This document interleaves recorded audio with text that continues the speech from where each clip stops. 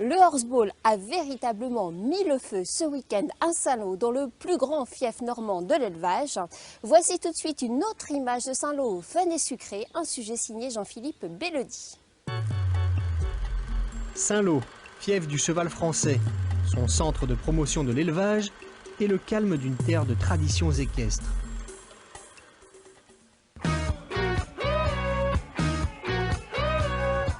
Ce week-end, le centre de promotion de l'élevage s'est transformé en salle de spectacle, accueillant 2 journées de championnat élite et national 2 de horseball. Plus de 2000 personnes sont venues s'imprégner d'une saveur un peu particulière. Fun et sucré. Ouais, voilà, fun et sucré. Une ambiance festive dans les gradins, 21 équipes, 140 chevaux et la possibilité d'admirer les stars françaises de la discipline. Et la soirée commence par un apéritif d'honneur. C'est Marie Quétier, membre de l'équipe de France et joueuse de l'association Coup d'envoi Agon, qui a réussi à organiser cette manifestation.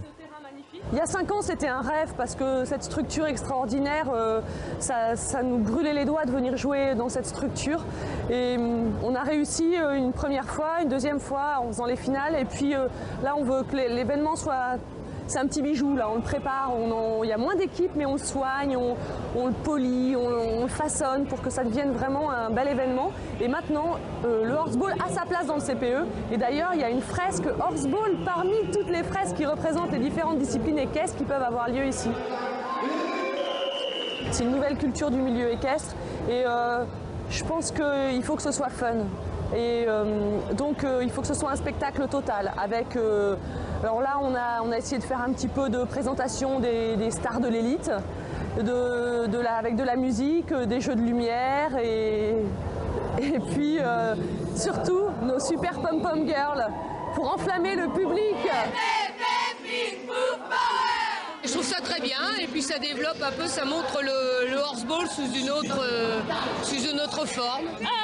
C'est un sport captivant et qui bouge et ça permet si ça passe à la télé, que ça se développe de plus en plus et voilà. Je viens tous les ans voir ça, mais en nocturne comme ça c'est super. Sport d'équipe, agréable, sympa à voir et voilà, il y a de l'ambiance. Pour moi c'est un spectacle qui vaut aussi bien des matchs de foot où on paye des places à 45 € et on n'a pas de spectacle, là on a du spectacle, des buts. Le prix, tout est nickel. Ça change. Faut faire la fête ce soir. Ce samedi soir, 4 matchs de championnat élite ont enthousiasmé la foule de 19h30 à 23h. Dans les tribunes, les sportifs se mélangent aux spectateurs. On espère toujours la même chose quand on est passionné d'un sport quel qu'il soit, et puis là du coup c'est le horseball, on espère par rapport à des initiatives comme celle-là que ça puisse... On a toujours l'image de la NBA aux États-Unis, c'est un peu comme ça, c'est un sport de ballon, c'est collectif, c'est spectaculaire, donc effectivement une espérance d'avoir un sport qui puisse avoir sa place dans des lieux comme Bercy et des lieux un peu magiques comme ça avec du public et du spectacle, de l'ambiance, du son, de la lumière, un peu de fun dans ce sport. Ouais.